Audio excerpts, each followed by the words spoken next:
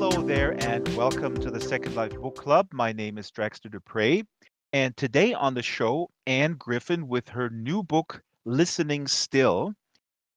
This book is about a family business in the funeral services market in Ireland, in a very small town. And their specialty is that two family members can communicate with the diseased, with the dead, with the just dead for a very, very short amount of time. This is a wonderful book. Despite dealing with death, it's about love, life, yes, pain, family, yes, secrets, but it's also, I think, at the core about the meaning of home, at least for me. We'll find out what the author thinks it's about. It's a very Irish book. Um, I think maybe my assessment is wrong. But we decided to go back to the pub. Anne has been here before, of course. That's her second book after the excellent When All Is Said, which I also loved. It's hard to follow such a good book, a bestseller, and well, Anne did it. So before I go into the pub here, um, I would like to pose a question to the audience, and you can reply in chat, and I'll read it. If you had the ability to talk to a dead person, and the dead person relates to you a message for the living, right? For close family of that dead person, and that dead person says something real nasty, real mean. Would you relate that message to that living person, or would you massage the truth a little bit?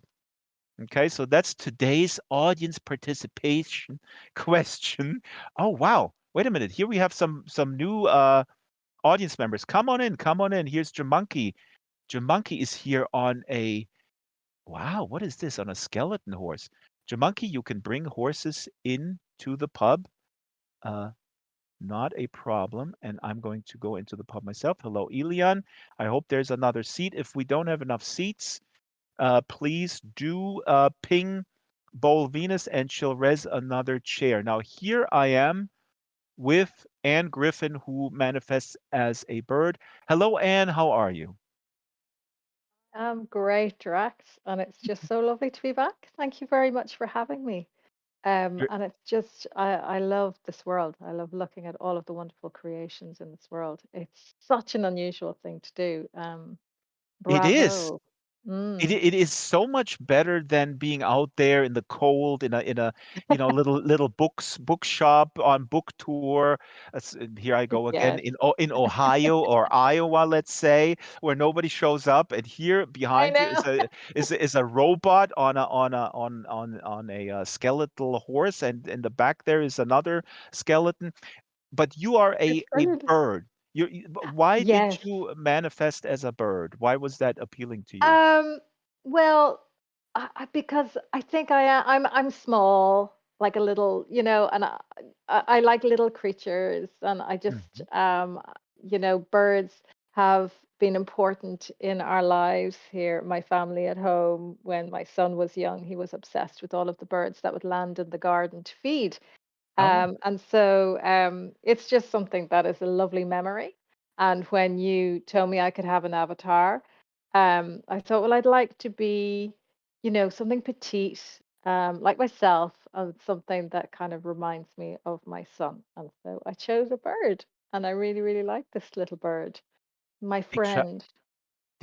th- this is wonderful. Everybody has a story about their own avatars. I mean, I think that that is really amazing. It just manifests something, maybe not always the essence, but definitely an aspect that you cannot oftentimes express Mm, in the physical world. Some people say yeah, it's like a, the avatar is kind of like a T-shirt. And I say no, no, it's way more. I can say on the yeah, T-shirt, F the police or something, yeah, yeah, um, yeah. just But it was randomly. yeah, it was a lovely thing for me to have to consider what I would like to be, what representation I would like. And so it was really nice. I mean, I never get asked that as an author in any other book event. So this was really nice. It brings out a whole different side of you, different part of your personality when you have to decide how do you want the world to see you, everybody to see you in this particular world. You So have I, the exactly. You have the power to yeah, to be seen as you like to be seen. yeah. So it would be really interesting to ask some of the audience why they choose their Yeah. own avatars. But Well, anyway, I for just asked the audience if they would talk to the dead and they would lie to the living. They didn't even respond to that. What's going on with this audience? I think the audience is dead. I'm sorry. Come on, audience. maybe. No, but Anne, so first of all, congratulations to this book. This is the second book, and I told you in the pre-interview, I'm a musician, and I know the pressure of the second album. I mean, it's almost like a Mm, mythical thing that every musician talks about, because your first album, you have your entire life, and then you get a record deal, and you push it out, and then if it's a mm, success, you have this pressure. Did you um, feel that pressure, or what mm, kind of pressure did you feel after When All Is Said came out? And by the way, All Is Said, the book prop is all over the place here, so the camera can, maybe if you want, you can look around. There's even the German translation. But how did you deal with the pressure, or did you not mm. even feel it? Oh, goodness me. I wish I hadn't felt it. No, I felt every single little bit of it. I Yeah, it was really, really hard to come up with a second book, even though the book was in train, even though the story had been in my head for a long time. You you just feel that, well, what is the world waiting for from me? Am I going to be able Right. to fulfill their expectation? Um, and Yeah, I struggled with this Draxa. I have to say it Do I was have really. basically, do I have something to say? Yes. Is what Yeah, you're. Mhm. exactly. And look, each author, I'm sure, well, perhaps not those, those authors who've been around for a long time winning the Booker Prize or whatever they might win. Perhaps they don't feel it, but certainly as a first time author with my debut novel, you have this question: when are they going to figure out that I'm a fraud, that I'm not really Right. fantastic at this? Because you have all of these doubts. This is human stuff. Um, and certainly, I was 50 when my debut book appeared, so I was very late to the craft. And so I kind of felt, oh, I've come a different route into writing than most people. Like most people um, say, often writers would often say, "Oh, I knew from when From I was age small." 5, Yes, yes, you yeah. hear it So all the time. all the time. That was not my route. I started writing at age 44. So I came a really wide ranging life experience route into writing. I had been a bookseller in my 20s for 8 years, but I left that. I went to work in charities. And anyway, so when I came back to literature through writing, and then got this book deal, and then was published, and then went to number one bestseller in Ireland, and won various awards. Um, and then had to sit down and write the second book. I thought, okay, this is it. They're now going to find out that I'm not the authentic writer type stereotype, that Mhm. everybody thinks of. And I'm going to be found out. I'm really this time going to be found out. And so I had all of that sitting on my shoulder. And of course, your worst enemy in this situation is yourself. Mhm. Um, And I tried so hard, believe me, I tried so hard um, to not think about all of that, to not let the doubt in, to put it to one side, to to use little mantras for myself on a daily basis. My favorite one was, about the doubt. Okay, that doubt. Okay, we know it's there, and I recognize you, and I welcome you in doubt. But I want you to sit over there just Hmm. for a while, and I'll come back to you later. So that's how I would try, and Visualizing the doubt, and then the doubt was sitting there with you yeah, in the writer just room, and just and add. saying like, "Why are you writing about the dead speaking? That is lame. That's every second American TV show since the 70s. Hello. Well, What not kind of quite premise that. is that?" No? um, no, I'm really glad I didn't speak to you in the middle of that process because that would have really killed me. Actually, I mean, this is completely devil's advocate because I never thought about that in a second, but I could see people thinking if Yeah, if I were telling them, "Oh, I read Anne Griffin's new yeah, book, Listening Still, it's amazing." yeah, "Oh, what is it about?" "Oh, yeah, it's yep, about, this this yeah, this woman, her father talked to the dead." "Oh my yeah, God, that's like, what is that? A TV show from the 90s?"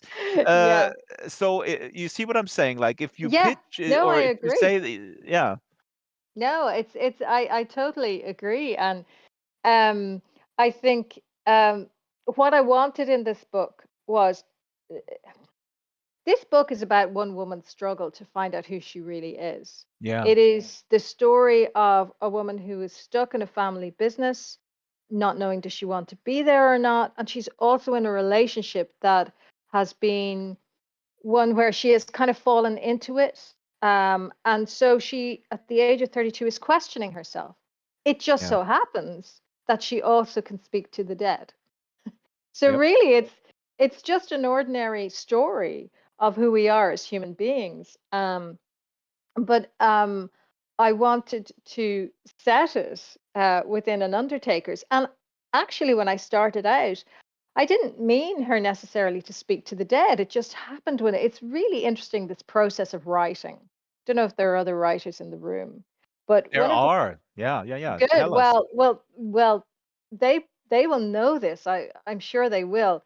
How powerful the imagination is because I type. I don't write longhand, so I type my manuscripts, and I my fingers literally, they. It's like as if my fingers themselves come up with things, and it's like because I don't necessarily think, right, today I'm now going to write a scene where she could speak to the dead. I never thought that at all.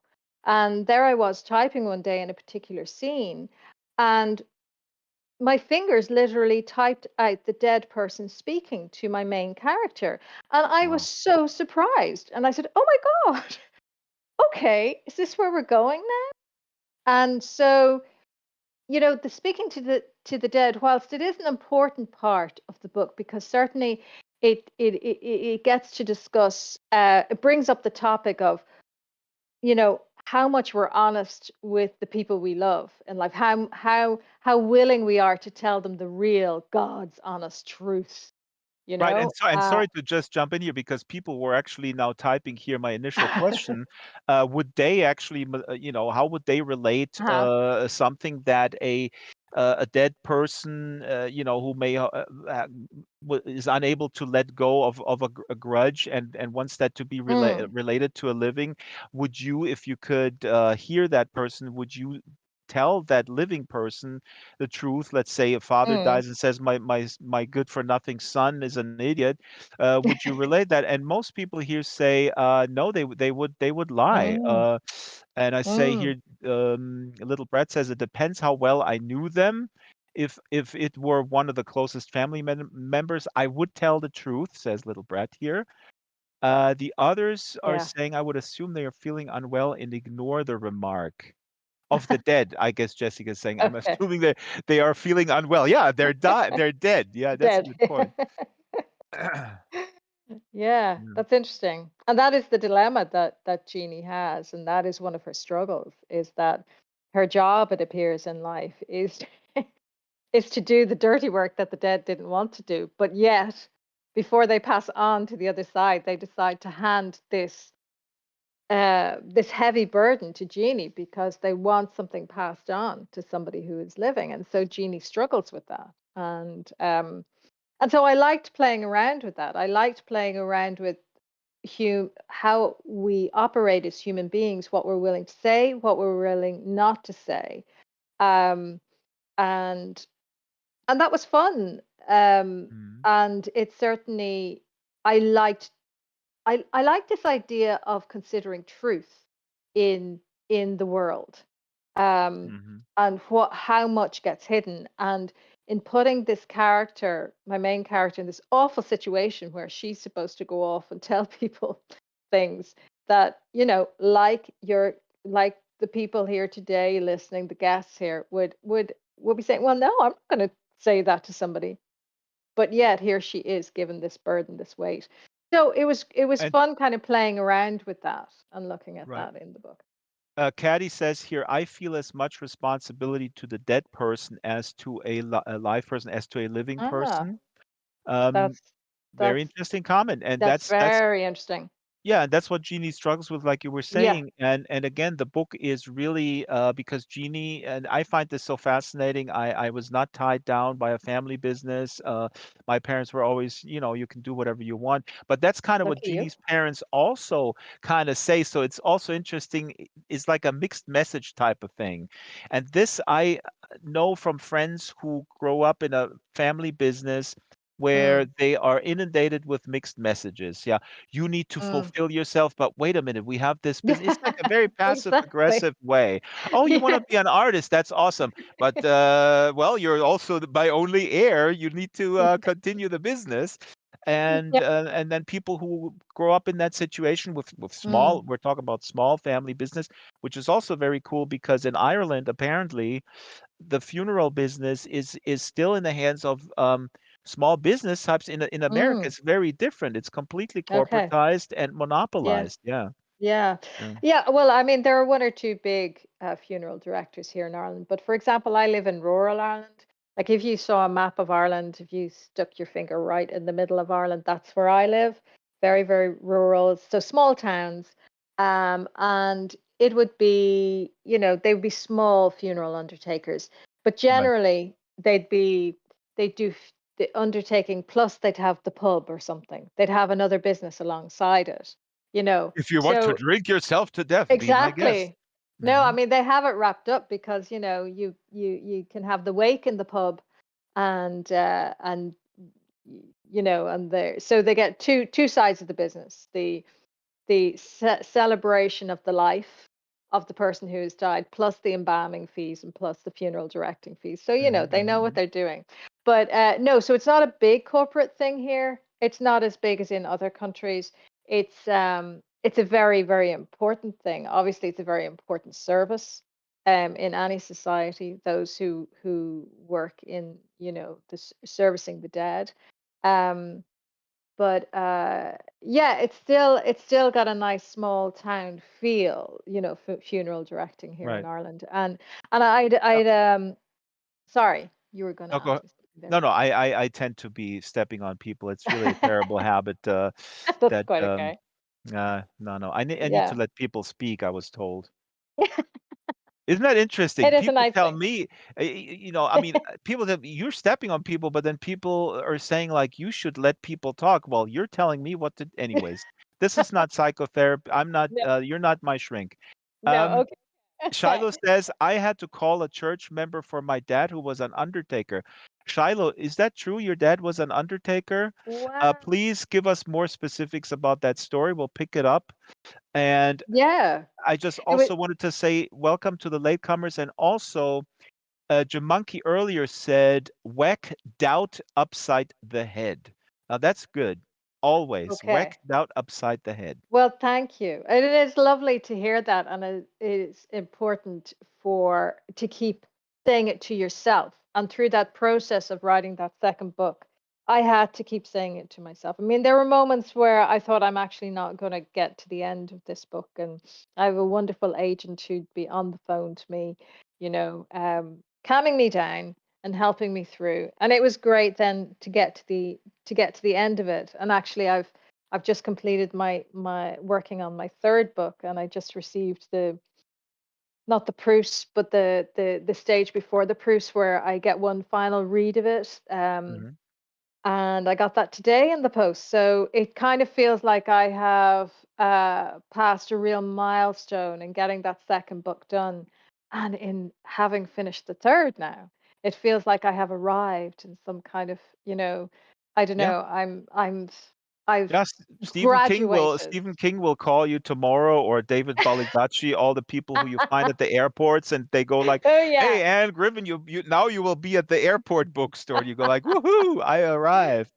Well, yeah, maybe in Dublin Airport. I'm not sure you'll get me in other. I don't know. Maybe in some German airports soon because Yeah, it's coming out in Germany soon. So, very, very big in Germany. I already yeah. pre-ordered. It's Thank funny, the you. German title, of course, Die Bestatterin von Kilgros. So real quick, Okay. before we actually go to the first reading, so people get a taste. Oh. If you're just tuning in, this is the Second Life Book Club with Anne Griffin today. I do want to throw up two slides here, and the camera, please Mhm. get ready, because, and I'm not sure. Shyla prepared these slides. They're really cool. So the story happens in Kilcross. I Mhm. don't know if it's a fictional town because it's a county. I am assuming it's a It is fictional town. fictional. Ah, Yeah. okay. So, but I told Shyla, please, can you get us nice slides? And she put this slide up here, which is just a meadow with some Oh. trees, and then it pointing towards Kilcross. It's very important that for this funeral business and for Jeannie, who is supposed to run it after her dad retires, Mhm. she is basically stuck in this little town while all her Uh-huh. friends from uh, school, they go places, they go to Norway, they go to London. Her Uh-huh. big love of her, the love of her life from Mhm. high school goes to London, and she is stuck in this tiny little town. So that I think is a, and she feels responsible to the business, but also to her brother. We'll get to that. Mhm. But so this is Kilgross. So it was a fictional town, but somehow that county is looks like it was in my mindset. And then here, the next slide is Sligo. Is it Sligo or Sligo. Sligo? Sligo. Which Sligo, is yeah. a bigger town, wonderful town. I love Ireland so Beautiful. much. Oh my God. Beautiful town, Sligo. Yeah. Yeah, and it's the water, and this is where her husband, and there's some trouble That's in the marriage. We're right. not going to get into detail. He Mhm. says, I got to let you go, and he moves out and he goes to Sligo. And Sligo, that's where yeah. then the book ends on a wonderful note. I think kind of an open note, perfect That's right. tone, and Oh, Sligo thank plays a role. you. Yeah. I'm Yeah, so yeah. impressed always with endings because I and endings are pretty hard, no? Oh, they are so hard. My favorite writer is Anne Tyler. She's an American writer. And Mhm. she does open endings so well. I mean, most of the time when I read Anne Tyler, I'm like, oh please, Anne, give it. I actually think I want one of those really nice rounded endings. Please, Anne, give it to me this time. And why I think that I'm not sure because of course it's going to be an open ending and of course it's going to be pitch perfect. But sometimes in me, I'm like, oh, just give me they walk off into the sunset together holding hands. Sometimes I just want that because I think I love her characters so much. She writes such beautiful, warm characters and you want them to have a happy ever after and sometimes they might have a happy ever after but you've got to she's leaving it to the reader to kind of figure it out Yeah. so I mean, people have different preferences. I mean, again, I mean, I'm a little bit of a snob in that sense. I do think if it's all tied up with these ribbons, I just really don't like it. I like true, ambiguity. Life is yeah, ambiguous, and I understand if exactly, people, there's a yeah, good friend of mine who I once gave to her David Foster Wallace's Infinite Jest, which is my favorite book, uh-huh, but it's very difficult book, and there's a lot of mental health issues with the uh-huh. characters in there. And she said, I can't handle this stuff. I only read romance novels that tie them up neatly. And I was Yep, almost gonna say in my elitist way, oh my God, how can you? Then I yeah, realized, you know what? I mean, who am I to judge if that's what a person needs right now? Is completely exactly. fine. Yeah. Yeah, I mean, there are times when you're able for particular novels and particular writers, and you know that. There are certain people that, for me, I know I cannot read if my mood is low. I know I need to have because they could be bringing up particularly difficult topics. And I think, no, I'll leave that until my mood is a little bit better. So Mm. I think actually knowing yourself and knowing what you're able for at the time is really important. And then the The other thing I coping. love, Mhm. yeah, no, the other thing I love in life is that, you know, um, like in my at the minute I'm going back through all of my bookshelves, pulling out the books I've never read that I bought that I've never read, and I'm Okay. reading them now. And one of the things I'm realizing is that I'm really glad that I'm reading this particular book now, because back in my 20s or 30s I wouldn't have appreciated that book. So Yep. we develop, we grow, we go through moods, we go through issues, and you know you read what is good for you in that moment. And I firmly believe that if you know that's the kind of book I like to read, then that's okay. Read that. Some other time you can challenge yourself, you know. This is fascinating. And the book comes to you. A lot of people say that it comes to you at the right time, could be from your own Mm, shelf. You could walk across it in whatever store or whatever. I mean, this happened to me so many times. It's mm, really the kind of serendipity maybe is the word, yeah, that you find something that you weren't looking exactly. for. But what you're saying is really great, because I think people really need to learn from what you said, that don't ever get rid of a book. I mean, this at least if you No. have the space, if you have the space. I know we talk here in the book club. Often people go like when they see my library, go like, "Oh my God, Drexler, I don't have that space." And I go, "Well, I don't live in a huge mansion, but I also don't have these other things, and I decided to do this. But I also understand people live in much smaller circumstances Yeah. than I do, and they don't have the space. And they have to make hard decisions. Go like, Mm. I gotta get maybe rid of this. So it's tough, but I would advise never get rid of any book. I guess is my advice. But then you got the little free libraries and you want to donate. Ah, Yeah. what do I know? I don't know. I'm really Anyways, impressed. God, you never get rid of any book. I'm impressed. I do. That's well, I got incredible. rid of, okay. No, I'm not gonna go on the anecdote where my first girlfriend in America, I stored some books with her, and then I broke up with her, and then those books are gone forever. And then I met her 20 years later, and we're friends now. And I said, "Do you still have those books that we stored at your mom's?" And no, my mom threw them away. Anyways, that's a different story.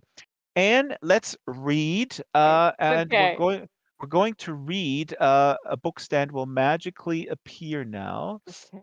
Excellent. Oh, Jamanki says you can put thousands of books in an e-reader. Absolutely. That's Ah, how, uh, yes. absolutely. Yes. So an e-reader Excellent. is in fact something that is democratizing this.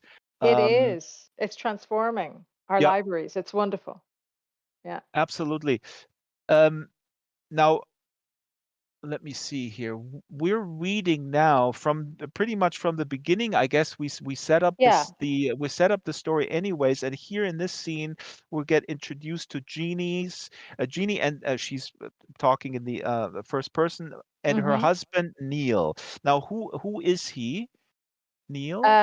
So Niall, it's Niall. See, oh my Niall. God. Yeah, yeah, yeah, yeah. So I I, know it's I really confusing. Niall and Neil. I get confused, but this guy is a Niall.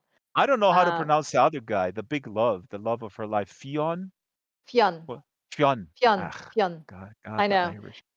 I know. I love putting Irish names in my books because I like to hear my English editors trying to pronounce it. It's great fun. So Niall is the husband, and Niall is the husband.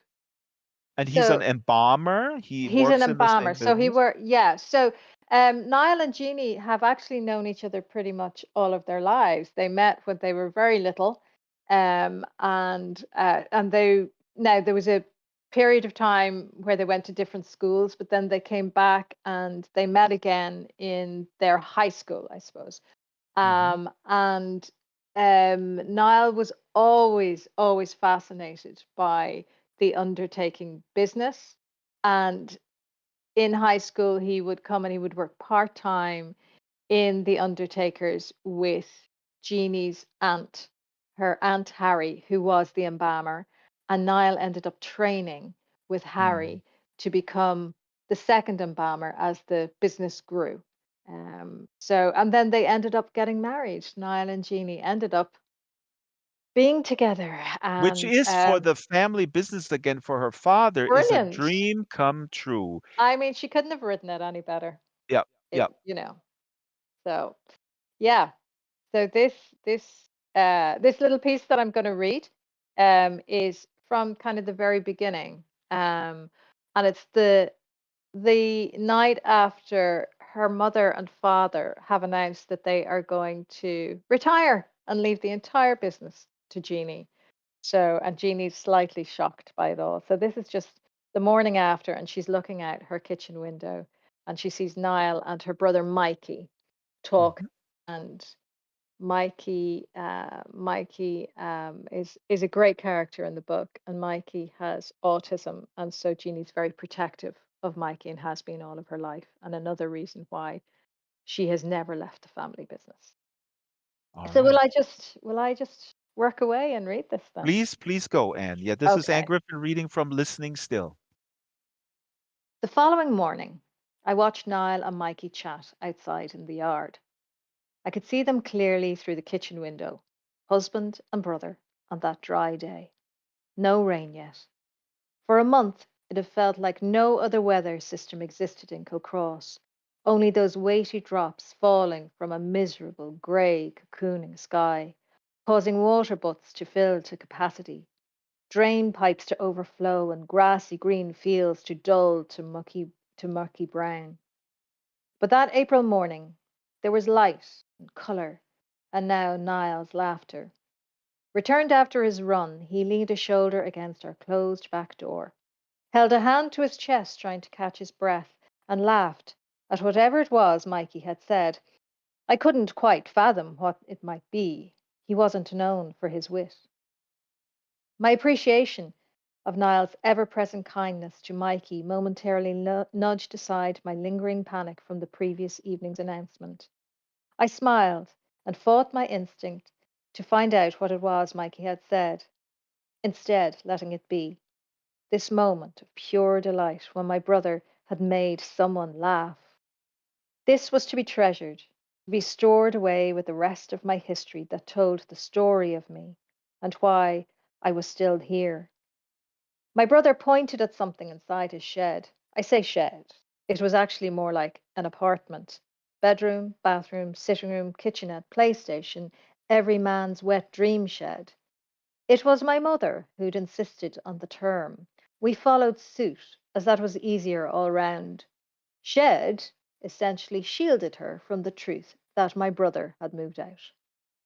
Niall shifted from his lean to look inside too, and nod. As Mikey gesticulated more, Niall ramped up his head bobbing. The laughter had subsided now, but Niall held an encouraging smile. I suspected this was about the new shelving unit to accommodate my brother's bulging military history collection of books and magazines and DVDs. Mikey had two had been exceptional at two things in school: history and carpentry. Being very handy with the latter meant he would always be able to build enough units to house his obsession with the former. Mikey had been suggesting this expansion for a while now, more to himself than the rest of us. Change, you see, came slowly to my brother. He needed to coax and gently push himself toward it before his arms could open wide and finally welcome it in. I wondered if he fully understood what was ahead of him with my parents' retirement. Niall motioned toward the house, indicating to Mikey his need to get on with the day. Looking over, he saw me and waved. Mikey looked too and smiled.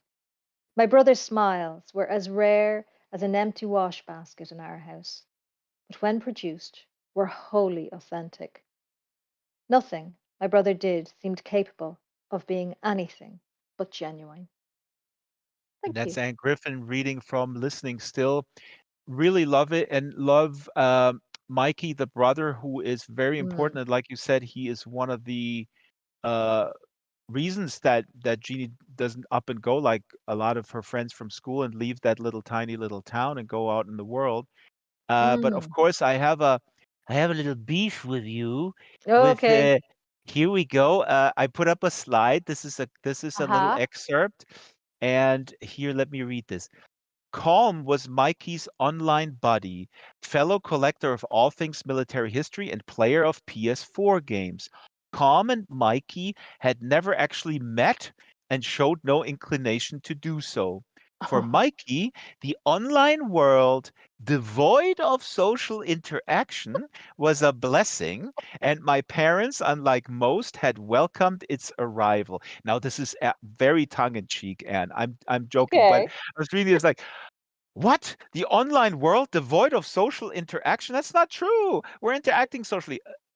Again, I'm I'm joking because so I know sorry. no, I know exactly what you're trying to say here, which is a Yeah. very good point that for him, with this type of social anxiety, with the autism, this Yes. is a wonderful way to interact with people. And a matter of fact, Niall, again, the husband, the Mbama, the dream of the family of the father, is also Mm. best friend, except for this online guy, of the brother.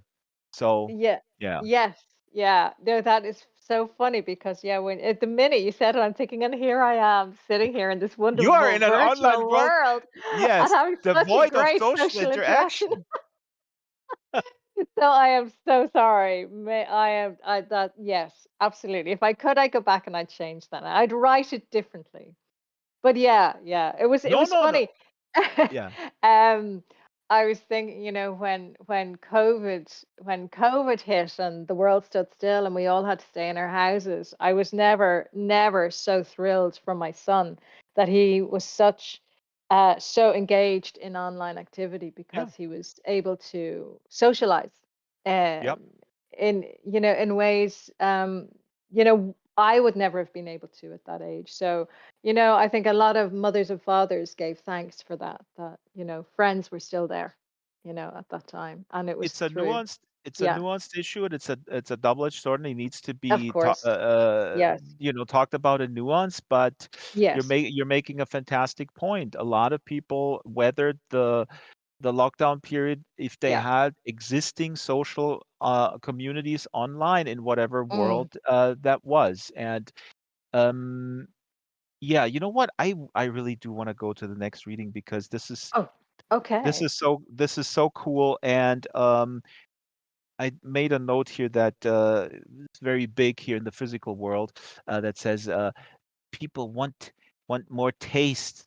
Um, but let me look at my multitude of slides that I have here. The next excerpt is, in fact, this is one that I would have picked. It's cool that you picked it because Mm. in this we get introduced to Bernadette O'Keefe, who is dead, Yes.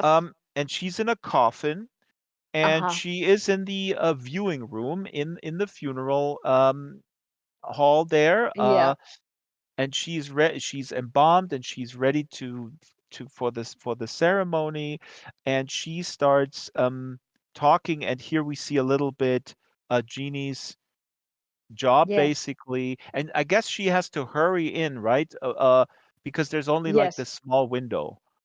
That's right. Yeah. So what I didn't want in Jeannie's character was that she could hear dead people all of the time because then, as she says herself, she'd never be able to walk down, by a graveyard or without hearing everybody trying to talk to her. So it's very, very specific the amount of time that Jeannie has with them and when she has that time with them, because it's only for about 1 or 2 minutes as they are um, lying in the coffin or about to be embalmed, and so she has to be very quick in being able to talk to them because if they do speak to her, then she knows, okay, they are there to ask me something.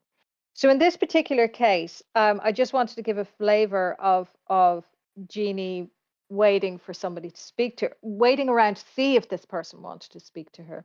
And in this case, this person does, Bernadette. Now I'm not going to read the whole thing. I'm not going to get to the message that Bernadette had, but I just wanted to give a flavor of this, how Jeannie might spend her day. Hmm. Hmm. And Okay, go right ahead. thank you. I sat alone beside Bernadette O'Keefe's coffin in the viewing room, waiting for her to speak. I was on my usual chair, a high bar stool with arms, like the ones you'd see in a swanky chrome kitchen. It allowed me to see the dead clearly. While with an ordinary chair I could see their profile, this let me see the whole of them. It felt more personal that we were closer. I'd bought it especially in Kilmurray's kitchen showroom. When I wasn't on duty, it lived in the corner of Dad's office. Sometimes I'd arrive to find Dad's jacket on it, or some post if something personal had come my way, which it often did, a letter from a relative to thank me for my time, my comfort. Or sometimes I'd find a flower, a large daisy picked from the wild patch in the park next door, which would be from Niall. In return, I might have put a bar of Fry's chocolate cream in the pocket of the white coat he wore while working, or the simplex crossword cut out from Dad's Irish Times, which we'd fill in together later over a pint in Casey's. Bernadette lay quiet in her pale yellow suit and white blouse, her hair now curled in gentle waves, and her makeup, not overdone, was finished to perfection. Lifeless, bloodless skin wasn't much to work with, but by the time Niall and Harry were finished, you would think that the dead had simply closed their eyes to breathe in the air, to appreciate the magic of life. My hands lay joined on my knees as I stared down at the burgundy carpet pile, long compacted from the thousands of shuffling feet over the years, hoping, willing the bell to ring announcing the arrival of Bernadette's niece, Helen. It was easier if the living were there while the dead spoke, so that they got to ask anything, everything, before their loved one left them once and for all. When will they be waking me up, do you think? Bernadette's words arrived confidently, her voice solid, with not a single hint of the vulnerability that wasn't uncommon. Hello, Bernadette, I said, pulling myself together, ready now for all that was to come. I'm Jeanie. When will this anesthetic, or whatever it is, wear off? Sometimes that happened. They didn't know they'd died. A deadly confusion, Dad had christened it. He thought himself more than a little witty when he'd come up with the term. Throughout the rest of the day of its coining, I'd caught him chuckling to himself on several occasions.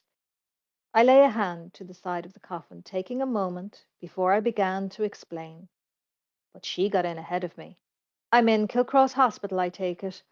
Oh, God, but they didn't bring me to St. Finbarr's Private, did they? Sure, I haven't got the health insurance. I've told Helen that 100 times. Her voice strained in panic. No, no, you're not in St. Finbarr's, Bernadette. I'm afraid you're actually. Oh, thank God for that. But your voice feels strange, dear. Am I awake or asleep? I can't, I can't quite. Are you the doctor? Because, this chest of mine is fierce sore, and my head. Bernadette, do you remember anything about the sheep, Bernadette? I tried, attempting to rein the situation in. The one caught in the fencing. Oh, of course I do. That was Bruce, always the one to wander. You wouldn't think he was a sheep at all. The most single minded fecker I've ever had. I once found him all the way over in Mackey's field. Not one of the others had followed him. They're wise to his wanderings. Did I manage to free him in the end? I can't seem to remember. He struggled, Bernadette. Put up a good fight. Oh, that'd be Bruce. He'll be the death of me one of these days.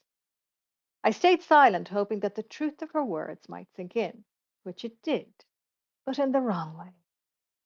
Ah, no, he's not. Bernadette stopped, unable to finish the sentence. You fool, Bruce. You couldn't stay put, could you? You had to go and kill yourself. I'm sorry now, Bernadette, but I think don't waste your breath. Although it should have been me saying that to her, as she was laboring under the weight of talking, her voice weakening, moving in and out like a bad mobile signal, and I knew I wouldn't be able to hold her long. It was bound to happen. He was on a night. Sorry, to start that again. It was bound to happen. He was on an IOU for a long time, that one. Bernadette, I'm really sorry about this, but I believe Bruce is still very much alive. Well, that's a relief. He's actually worth a bloody fortune. He's always my best in show. I braced myself again. Bernadette, I began, I'm afraid it was you who had a heart attack trying to free him. I'm Jeannie Masterson. You're in the funeral directors on Church Street. Thank you. Wow. Yeah, and then it's so interesting, Bernadette, she goes on and to be really worried about I think it's her daughter It's her Helen who or her niece, niece. yeah, Yeah, who's supposed to like deal with all the logistics and Bernadette thinks like, oh, she can't handle it yeah. emotionally and all this kind of stuff. So it's really awesome how you portray the worries of the dead, like especially people who are they're used to being control, in charge, Yes. that kind of personality, and now they're not anymore. Well, this is it. Yeah. Um, and yeah, that was particularly for the case of Bernadette, who leaving behind Helen, who is her niece, who's had a very tough life, actually. So the beginning of that, I suppose, is there's a bit of humor there with Bernadette, but in fact, she really does have a very authentic concern about Helen being left on her own fully in the world because Yeah. Helen's own parents are have passed.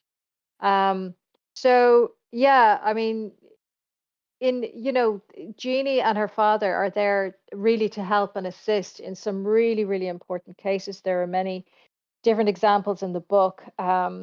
We meet about, 8 or 9 people who have passed who have particular issues and particular vulnerabilities and need the help. So it's just an exploration of human beings and who we are, our own vulnerabilities, our own need for the help of other people. And sometimes for these people, it has come very, very late in life, and they're passing this burden to Jeannie. And very often, Jeannie just isn't able. She finds it too hard, and as does her father. And so what they do exactly what many people have said here that they would do, that they somehow mask that truth. They somehow Yeah. try to make it softer, make it easier um, for the living.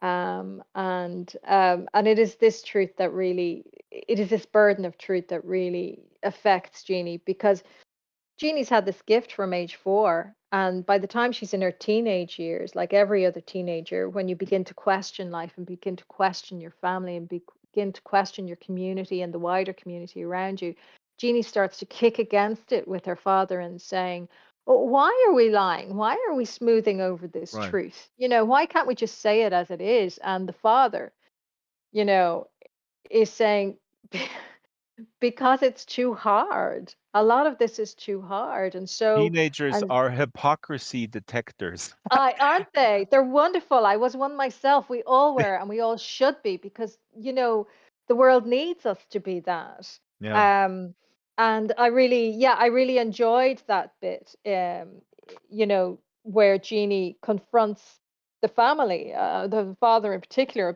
the, about the lying, because, I did it. My son does it with me, which is fantastic because it challenges me. I mean, I learned so much from my son, and I was laughing at a comedian the other day, and my son said that was just really unkind what that comedian said. That wasn't funny, and so we That had a is great. awesome. Oh my It was God. brilliant. Yeah. It was, Those made are it. the moments when you say, "Okay, I did something right with my children."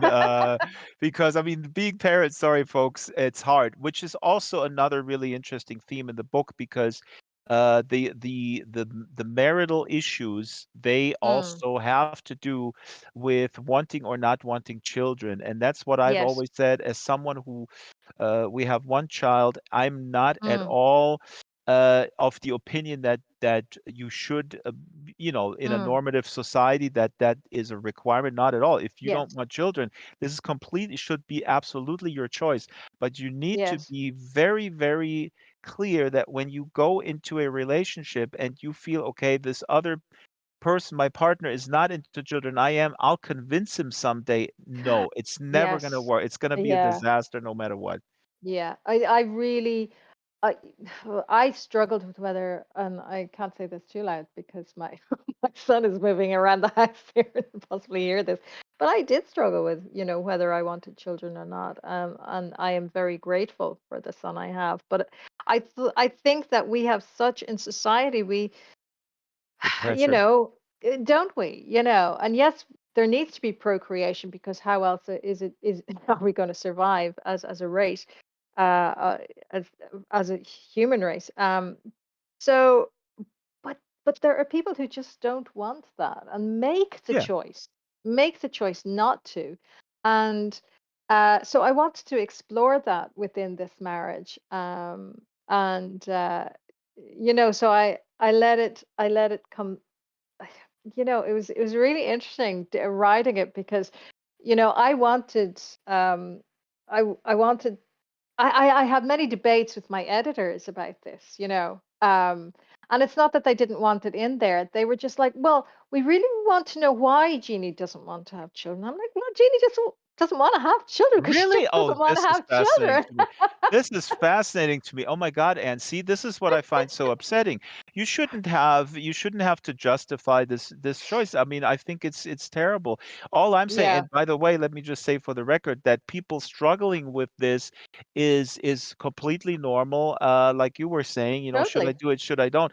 I'm only saying what you did so brilliantly in this book is to create a scenario. She's struggling, but it seems like there is what I'm saying, I guess, is I feel when two people feel very strongly about this and feel like, okay, I'm gonna marry this dude or this gal or Mm, whatever, I mm. will be able to change him on this question. I just Yes, really think it's yes, impossible. That's what I think. yes. I think you can I think you're right. change someone from a conservative to a liberal, even to a lefty, or the other way around.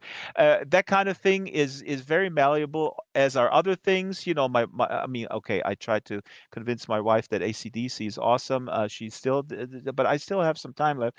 But anyway, you see what I'm saying. I just think on this question, if you are very convinced, it's very hard Yeah, to yeah. move, and people are couples are delusional. I've seen it in a circle of friends that where there's this delusional belief that I will convince my partner otherwise, Mm, mm, and it yeah. causes a lot of pain.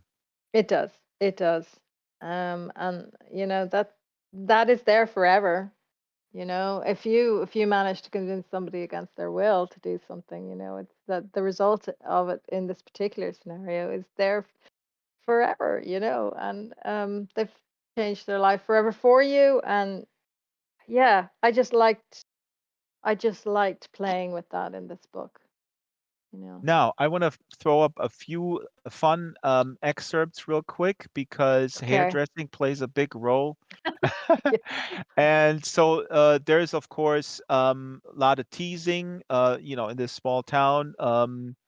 And Jeannie, when she grew up there, and it was known that she can speak to the dead, and her dad speaks to the dead, and people were teasing and bullying and all this kind of stuff's going on. And Mm. here she meets a new friend. This excerpt, I love this. She meets this new friend. Ruth is Oh yeah. becomes one of her best friends, and they meet in middle school. I forgot now, but Yeah. and she actually becomes a hairdresser. And here she says, Ruth says, when they get first introduced, wait. Ruth stepped away from me to get a full look at my face, her mouth slightly agape. The Mastersons? You like live with dead people? And then Jeannie replies, yeah. Is that okay? You don't have a problem with the dead, do you? No, she said, so long as I don't have to do their hair. So that's the one. And then the other one is where the father says, no, the mother is a hairdresser, actually. I'm That's sorry. right. Yeah. And she just says, look. Oh no, the father says, look, death is as much a part of life as hairdressing. So that's kind of a through line. And by the way, this slide has the upcoming the cover of the German Oh, I really edition like here. this cover. Very nice cover here with the what is it called? The hearse? Is it called a The hearse? hearse. Yeah, yeah, yeah. That's Hearse right. in front of this small building here, typical Irish building. Get very nostalgic. Mm. I was in Ireland many times in my youth. Anyways, that's not part of this conversation. And here, one more, also with a cool cover. There's a lot of different covers floating around. I know Uh, there are, yeah. what I like about this here is Ah, this is that's the this is a Irish one. So that's the Irish ah paperback cover. Yeah, that's the Irish aha. paperback. Yeah. I guess I like this one. I like this Yeah. one the best. But covers are so interesting. I picked this slide, this excerpt here because this story plays in the current time. Of course, the internet exists and stuff like that and social media. And here she says, what we did was as weird and bizarre to the rest of the world as it was natural to us, talking to the dead. We Mm. even had our own hashtags. Hashtag Killcross Con Artists. Hashtag Deadly Liars. And my personal favorite, the more polite, Uncouth Undertakers. Of course, there were Right. Yes, also very others. polite. What? I Go said, yes, very polite. Uncouth Undertakers. And of course, there were also others of the opposite hue. Hashtag Gifts from God. Hashtag Genuine Genie. Blessed Mastersons. Yeah. So hilarious. Yes. Yeah, they're Um, very good. we're going up to the top of the hour. Uh-huh. But we have a now 90-minute program. We don't divide it anymore into live streaming and then the VIP. Everything is VIP. Yeah, So very good. the next, actually, there was questions here from Stella. Hmm. And what kind of research did you focus on the Yeah. funerary business to prepare to write this book? And I have the same here on my run sheet. Did you learn about embalming? What is embalming, for example? And yeah, what did you learn about this business? So yeah, I really enjoyed doing the research for this book. I met three wonderful undertakers, and they gave of their time freely. One of them in particular was really good and would read drafts of the book or scenes that I wanted him to just to check I had done a good job on it. All were men, which was really interesting. And in fact, that is Aha. quite interesting within the book. But anyway, the issue of gender within the book is there too. But all men. Um, I got to spend quite a bit of time with them speaking about who they are as undertakers, who they have to be as undertakers for the relatives. That death, they Hmm. said, is all about the living, you know. And that was the main thing, and ensuring that the experience, the traumatic experience that people have to go through, that they are there for them. They are the calming influence. They are the person Hmm. who takes away all of the the nitty gritty end of things like paying for example, in Ireland, I don't know how it is in other countries, um, the undertaker will pay the priest, will pay the altar boys, will pay the person who sings at the funeral, will do all of that, and at the end, just give one bill. They'll pay for the Hmm. grave diggers. They do all of that. So they are basically the go-to person in those X amount of days that the funeral is happening over. They are the people in the background just doing it all. And that is apart from obviously embalming the body, and ensuring that the dead person is looking as well as they possibly can for a wake or a viewing. So here in Ireland, I don't know again what happens in other countries, but Well, there but would you be a have this French woman that plays a role, and she does not yes, she does. embalm. She does So not she embalm. she does not Yes, embalm. Why? What yes. what does she do? Well, so what she does is she basically, she like Jeannie actually can hear the dead, and so there are very few people who can do this in the world. But what she does is she basically shrouds. Um, so she doesn't. So embalming effectively is taking out all of the internal fluids, and putting in a chemical based Mhm. mostly formaldehyde, which will preserve the body for a period of time. And it can preserve it for quite a bit of time, or sometimes it can go wrong. So why people might want a body to be to be embalmed might be for if they're, well, in Ireland it's just the custom now anyway. Even though we do funerals very, very quickly, if a person dies within two Mm, days, they will be buried. But say in the UK, they very much they wait quite a long time before there is a funeral. So from the time of the death to the funeral, which could be a couple of weeks, there needs to be an embalming process in order that mm, there, nothing goes wrong with the body. Um, I did not see an embalming process. I didn't ask to see an embalming process with the undertakers here. I wouldn't do that because they obviously would have to say no. But funnily enough, there's quite a bit on YouTube if you were interested in the mm, process. So I spent a lot of time looking into that on YouTube. But essentially with the undertakers, it was a case of understanding the practice from beginning to end and the importance of the respect and um, the kind of management that they do to allow people get on with the grieving and not have to right. worry about looking after practical things. Yeah, And I I mean, I love, think that that is really, I mean, I could, uh, but that is the one of the biggest parts is just that kind of the grieving, the trauma, the pain, and then mm, you're supposed to be all a level-headed yeah, logistical person. yeah, exactly, exactly. A quick question Um, now, did you yeah. encounter or is it are there rumors or Misk saying here channel on YouTube is Ask a Mortician, says Misk here in the local chat. Also Stella says it's interesting that compared to the old days when a living person might have accidentally been buried. But my question is, did you come across in your research that people claim that they can speak to the dead in within the funeral business offerings? Well, now this is interesting. I did ask, so Michael was the funeral director that I worked with mostly. He's no longer a funeral director, actually. He's gone on to be an IT expert. But Oh, he now said, he yeah, deals with dead completely internet. changed. Okay. Oh, very good.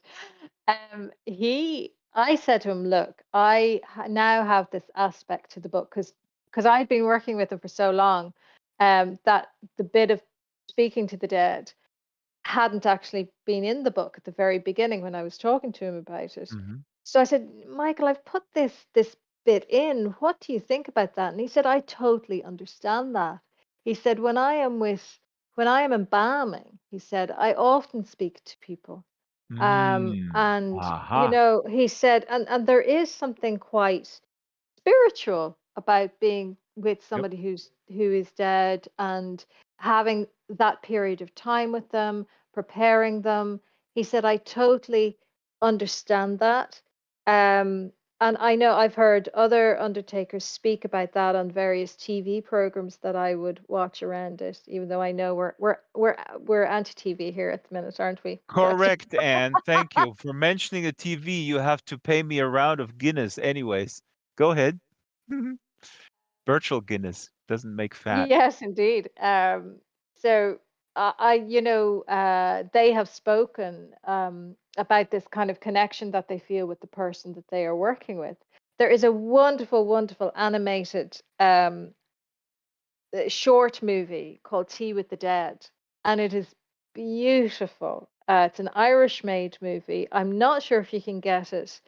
Um, um, up online anymore, but it was made by an Irish language. Oh no, no, no, sorry. It was played on an Irish language station here, but it's not in Irish. But it is this story of an undertaker who speaks with the dead, and through that their life story is told, and it's just so beautiful. It's just this short little funny, very charming, just beautifully presented Mm. animated short that I would recommend. Tea with the Dead, and it has. Tea with the Dead. Please, somebody look it up and post the link in the chat. Caddy says death has a certain intimacy. Absolutely. I think Mm, it's I agree, Kathy. Yeah, yeah, definitely. and sorry, I'm looking at the clock. This is so fascinating. This is so oh yeah, no, I gotta get this question in here. Now the French lady, who also can speak to the dead in your book, she buries she buries dead people in her Yeah, flower bed. that's right. And Yeah. I always joke like I've been married to an attorney for 22 years, which means I'm constantly on trials 24/7. Haha, very good joke. But is that legal? Can you just in France bury people in It your front well, yard? well, it wasn't really our front yard. No, it was a Uh, meadow.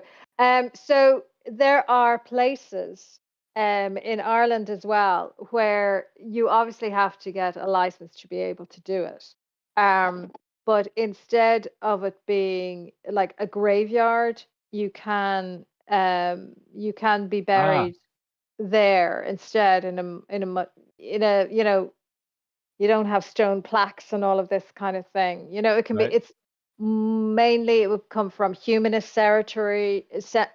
ceremonies, humanist ceremonies, as opposed to Catholic religious church funerals. Right. Um, and so, yeah, it can be done, but you do have to get a license, obviously, to do it. But what I loved about um, the French undertaker, Mhm. was that I wanted to challenge this thing of embalming and do we need to be embalmed? Because embalming was very much a thing that came into vogue in the 70s here in Ireland and 80s. So before that, there was no embalming, and people were laid out, and the laying out was basically possibly one of the local women would just wash the dead and just change the clothes, and there would then be a wake. So a wake in Ireland is when what would have happened traditionally is that the person would be laid out um, in a room in their house, and the neighbors and everybody would come, and they'd spend the night and the day with the person there in the room, and they would drink whiskey, or they'd have cups of teas, or they Mm. whatever.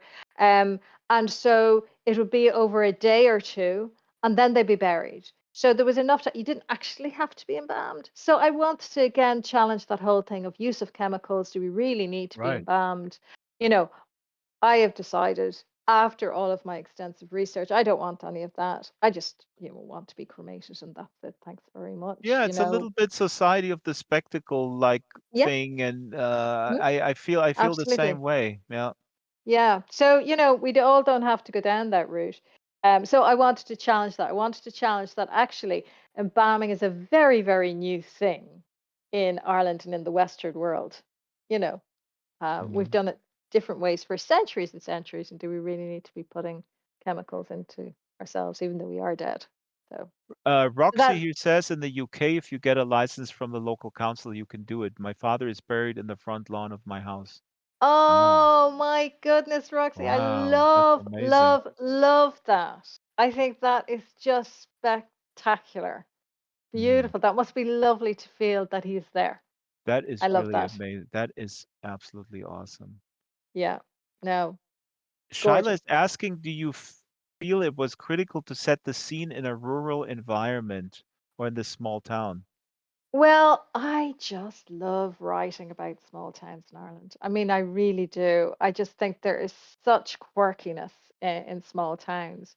So no, I could have done it in the city, and I would equally get as much quirkiness in say Dublin, for example, because humans are just quirky and we're mad and we do I all would sorts I of. would say actually yes, because the this question of should I stay or should I go, basically, to live my life and to become a full human being, do I need to go to London? And those questions, they don't arise if you're in London. I mean, there's then maybe a different question, but that is something that is so difficult for Jeannie to kind of reconcile with all the other stuff, and that and Mm, um so I don't know. I mean, I didn't write this yeah, book, but I felt like the setting, it works, that push and pull between yeah, the business, the responsibility with the brother, and the small town, and also that in a small town everybody knows everybody else's yeah. business,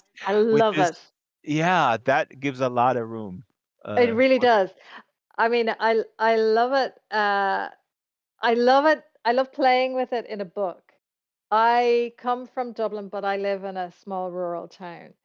And so I I quite like that I'm a blow-in a small rural town because you have the excuse of just being different. People will be like, "Ah, yeah, yeah, she's a writer, but she's So you have the she's license from to be a Dublin." little bit eccentric. Exactly. I Mhm. like that. I like that. I think it allows you a freedom that you don't have if you were born and bred in that small place where everybody's expecting you will do it this way because we've always done it this way.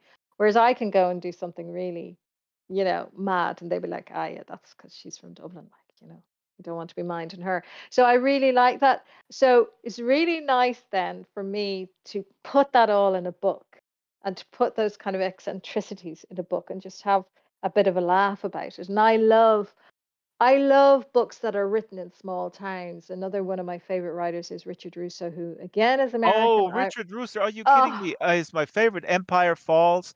Oh my oh god, are you kidding? Okay, now adore, adore, adore him. I'm gonna send Ad- an email tomorrow. Who cares if he doesn't reply? I tried it, but I'll get him on this program. Richard Russo's oh books, my amazing. goodness. Yeah, Yes, so my favorite one of book of his, the very first book I read of his was called Nobody's Fool. And I it's have it. Donald Sullivan, I think is the name. I've possibly got that main character wrong. Somebody's going to correct me now, I know. But again, it's set in this kind of small town in America. And I just love it. There's something about small communities. And as a writer, because you can kind of control the characters. There's only a certain amount of characters and they kind of pop up every now and again and they do the same things, and it's quite, it can get comedic and funny. And Richard Russo's an excellent comedic writer. And he does small town stuff very, very well. I mean, he does lots of stuff very well, but I go back to Nobody's Fool all of the time when I talk about writing small town. Richard Mm. Russo does it really well in this particular novel. So yeah, Now, I mean, I don't know if I ever have the confidence to go write a book in a big city. I don't know. We'll see. We'll see. oh, yes, yes, of course. I'll call Richard Russo, give you a call later. Oh, Uh, I great. just wanted to inform people that if you're just tuning in, this is Anne Griffin here, her newest book, Listening Still. This is the Second Life Book Club. And behind Anne, if the camera could pan up, we have a gigantic floating blow up dragon. Uh, Thank you, Shadow. You're floating up there because he was blocking the people who were sitting behind him. We're a very small, crowded pub here today. So thank you, Shadow, for putting some helium in yourself and floating up there. That's wonderful. Um, like looking through the chat here, Shiloh says my mother is not embalmed. She said we say she is spirit walking. Mm, Roxy says I'm a fan of natural burial, and Shiloh says there are also options to be buried in cloth and give ourselves back to nurture the soil. mm. Beautiful. Beautiful. Ne- We have a Quite right. third reading speaking about Aha, big, we do. larger towns, because now we're getting introduced to Jeannie's love of her life, Mm, that she just that's right. can't get over. She has a great Mm, husband, but that guy was he was it. he was it. And then she Yes. it's so tragic, but it's so good. It's so important. But it's Yeah. also tragic. Anyways, what are we hearing now? Who is Okay. Fionn? No, I mispronounced his name Fionn. again. So Fionn Fionn. Casson. Fionn Casson. Yeah. Mm-hmm. I was telling Draxtor earlier that I love putting characters in my books that have Irish names because I like to hear my English editors pronounce them really badly. It just makes me laugh. So Fionn Casson Mm-hmm. was Jeannie's first love, and she met him in high school, and he was like a whirlwind, and he came into the school for 2 years, and he was a breath of fresh air. He came from a family that was very creative, and he was a photographer himself, and he was just so different from what she had known in this small town, and working in a very, very Irish community, that had, particular uh, ways.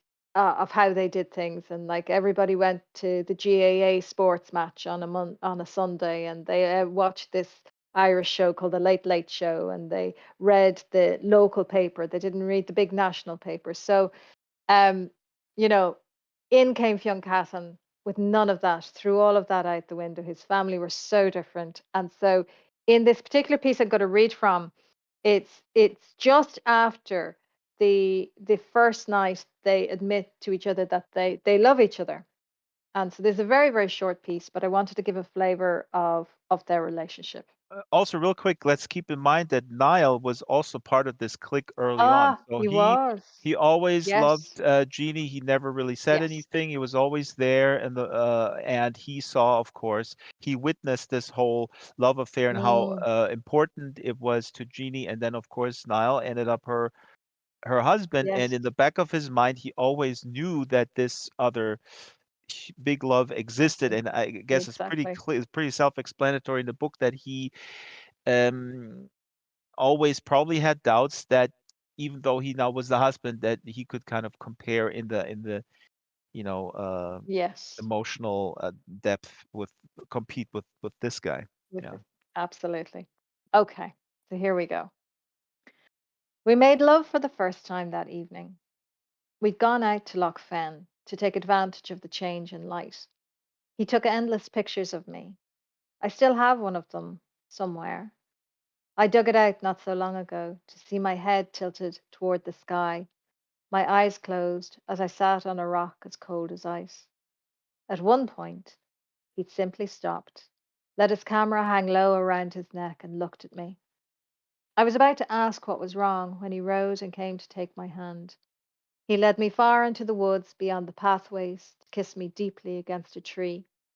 There we writhed, not caring, as the sharpness of his underarm sweat reached my nose, and my denim jacket grew dark and stained from the wet bark.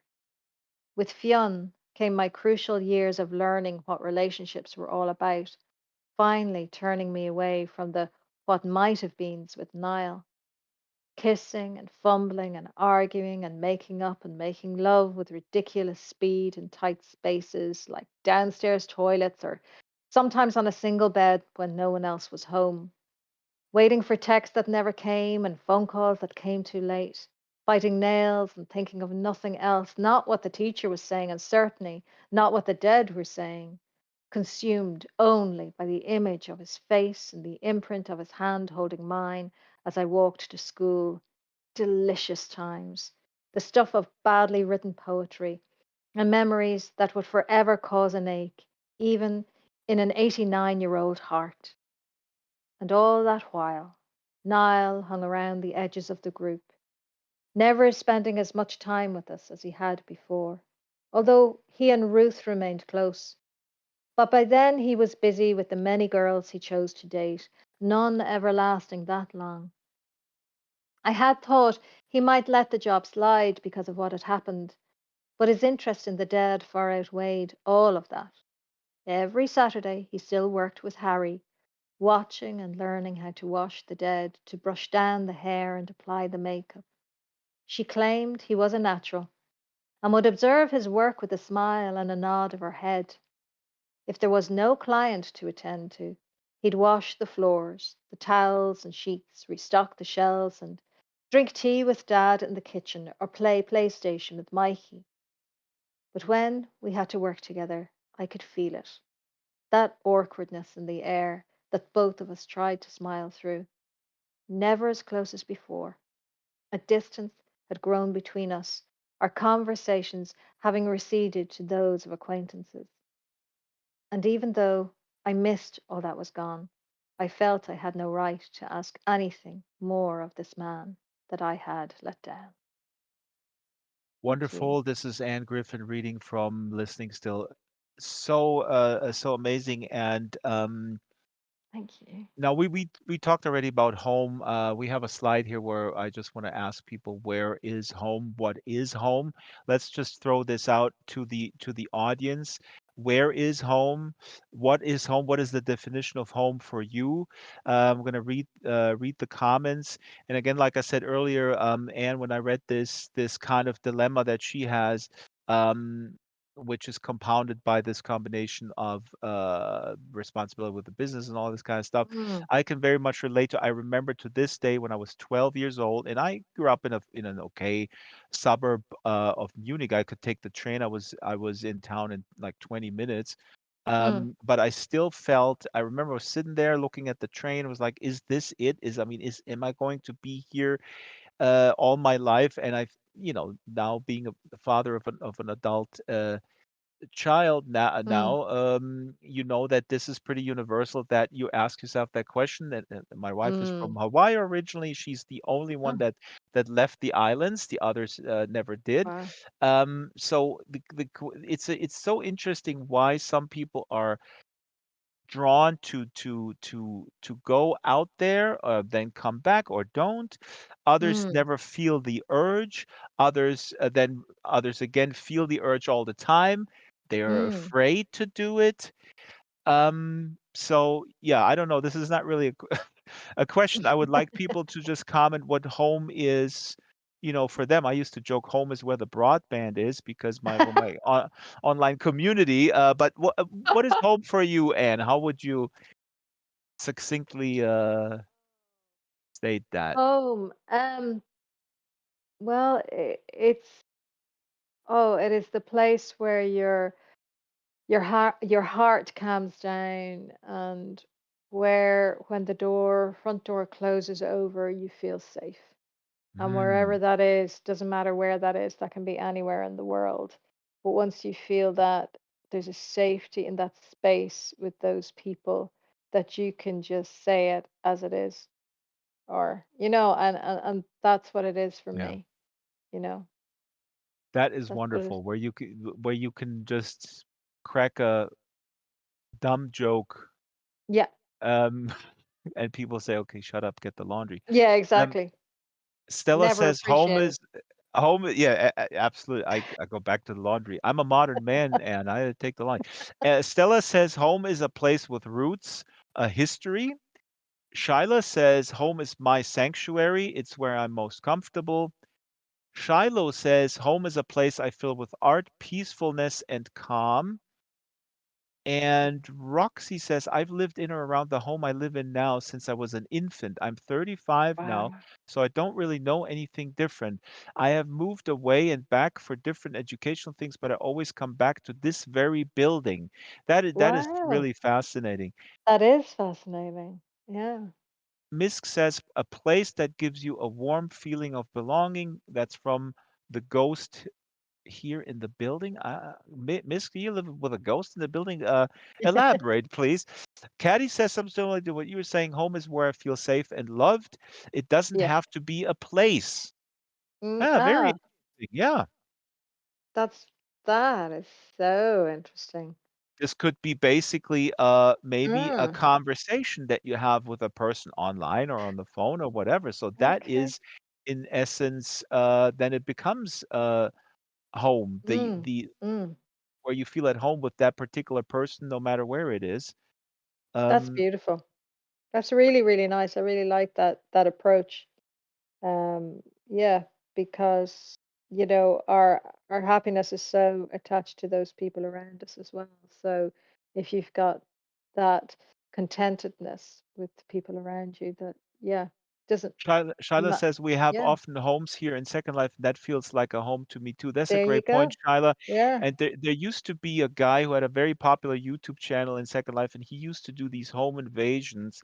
And I remember I found it funny for like a couple of days. He would just teleport into people's homes in Second Life and said, "Hello, I am the mayor of Second Life, and I don't like this sofa." So I was like, "Ah, that's kind of fun." But then I realized, no, this is really harassment masquerading as entertainment because there are people who where their only safe space. There is no difference to the home in the virtual world and the physical world for Mm, most people. And so if you do this home invasion stuff, it's not just a game and you're poking little fun. No, you're invading yeah. someone's Yeah. safe space, and so that's what I learned through watching that. But enough about that kind of crap. Um, we're counting down. We've got 7 minutes left. I do want to read this quote from you that Shyla and Monkey, our research team, pulled from another interview where you said writing to you is like gardening. And you say, let's hope that this reses for the camera. We have some resing issues. Um, I'm a gardener. I turn on the laptop. If you want to disavow this, if this comes from an old interview, tell me, Anne. But I love this Okay. quote. It makes sense. Okay. Or maybe you want to amend it now that you've learned, now that you're matured, and Richard Russo is going to call you tomorrow to be invited into the inner circle. But you're saying I'm a gardener. I turn on the laptop and I start writing, and I'm not sure exactly what's going to come out. Yes, there are times when you're going down a road and you're going, "Oh, this is interesting. How did I get there?" So that means like you're. I learned this term like pantser, like flying by the seats of your pants versus a Exactly. planner, I guess. Yeah. But a gardener has.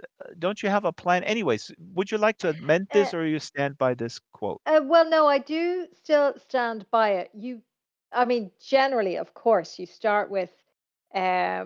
may start with a character or you may start with an idea. Like, for example, this story, I wanted to explore a relationship in trouble. I wanted to explore a woman stuck, but I wanted her to be in the setting of a funeral home. So off I went. It did not mean I knew how I was going to tell that story.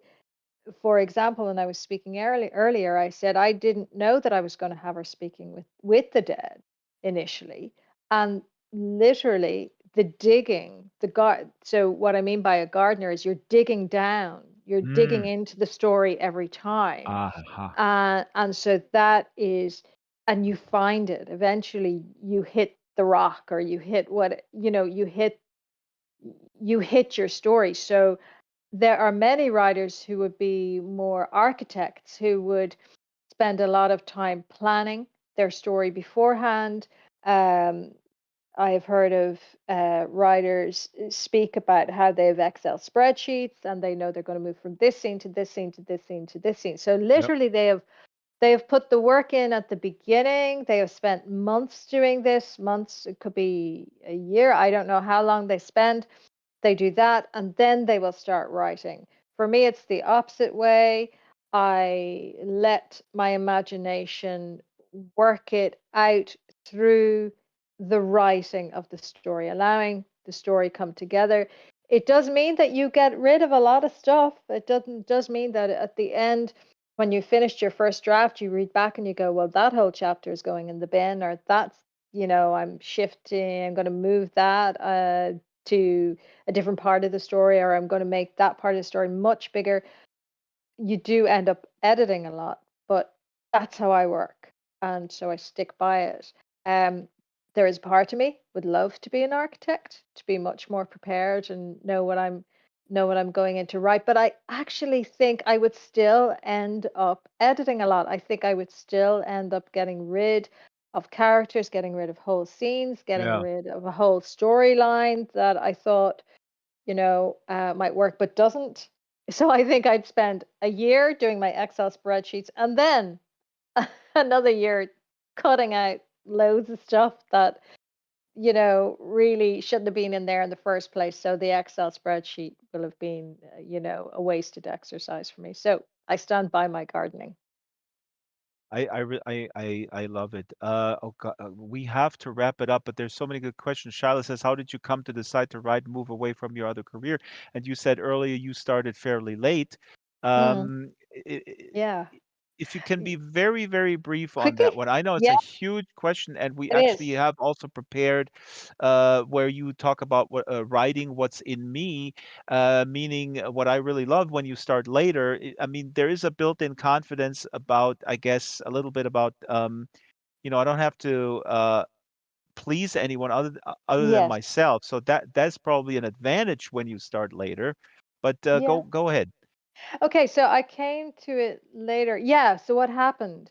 I basically I had been working in the field. I've been working for charities for many years. I'd specialized in financial management. but I found that I felt like I was dying a little bit inside, just dealing with money all of the time. And I was having a conversation with a friend of mine who is a And then you writer. decided, "I'm gonna be a writer, that I get so much money, I don't have to think about it anymore." Sorry, that Yeah, was that's exactly how it happened. Yeah. No, and he said to me, "Why don't you write?" And his idea, I think more than anything, was that it was almost in a way of trying to write through my dilemma of who I wanted to be, as opposed to write to become a writer.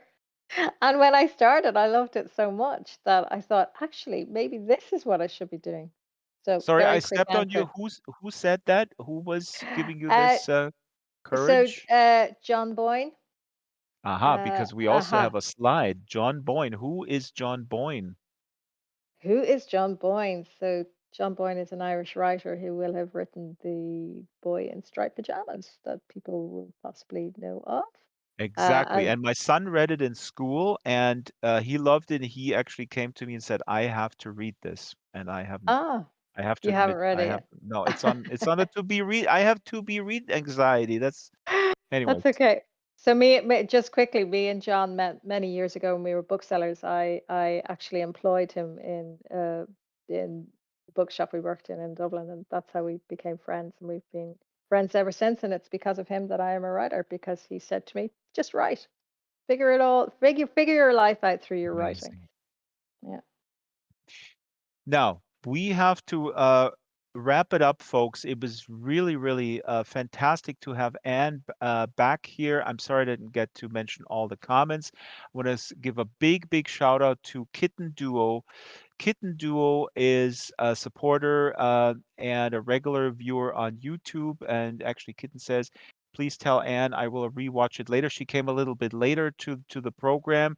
Thank you for your support, Kitten. Kitten is a member of my YouTube channel, and she very often gives us super chats that go right back into producing this program. Kitten, this is awesome. And Kitten also has one of those little free libraries Ah. um, in front of her house and all this kind of stuff. So Oh, love you people. Love that. Big round of applause for that. thank you, Anne, and thank you, audience here in world and on It YouTube. was wonderful. I hope you come back, Anne, and you don't forget us. And when you sit, at your regular, when you have drinks with, let's see, Richard Russo, Stephen King, and David Baldacci, who I never read, but he's at the airport. Um, Yes.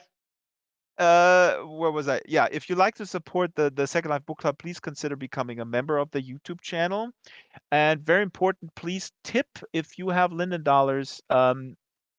Tip our volunteer staff, please, because we have a handful of people, and you know them, and they're fantastic. And they design the avatars, they put them together, they put the venue together here, the pub, and so please do tip the tip jar. I don't know where the tip jar is, but it's somewhere here. Please, somebody in the audience. Let the folks know where the tip jar is. The Second Life Book Club is every Wednesday.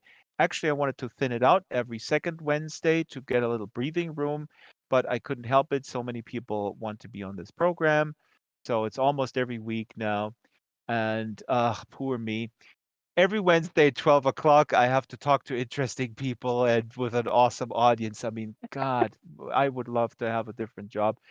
slbookclub@draxtor.com is the email if you want to suggest writers. The show is produced by Isabel Sharon, Shiloh, the Super Gecko, myself, and the location manager, master builder is Ruby Geek. The avatars are made by Ruby and Bespoke Caravan occasionally. Research is by Shyla and Monkey. And yeah, what else? Oh, yeah. Don't forget to tip the volunteer staff. Now, next week is a very interesting author, just like almost like every week.